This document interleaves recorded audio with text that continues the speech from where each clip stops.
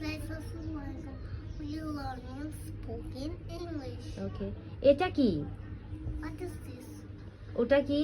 What is that? এটা বই, It's a book. এটা কলম, It's a pen. এটা চায়ের cup, It's a cup of tea. এটা ধরো না, Don't touch it. এটা গরম। It's hot. আমি চা পছন্দ করি, I like tea. আমি ফল পছন্দ করি, I like fruits. আমার ক্ষুধা পেয়েছে, I am hungry. আমি খেতে চাই, I want to eat. আমি নাস্তা